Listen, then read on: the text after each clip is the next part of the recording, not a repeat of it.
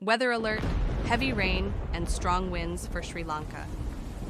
A low-pressure system over the southwest Bay of Bengal is intensifying into a depression and moving closer to Sri Lanka's east coast. This system, located 500 kilometers southeast of Batticaloa early this morning, is expected to bring cloudy skies and significant rainfall across the island. Showers or thunder showers will occur in northern, north-central, eastern, central, Uva provinces, and Hambantota district, with heavy rain spreading to other areas by evening or night. Morning rain is also likely along coastal areas in the Western and Northwestern provinces.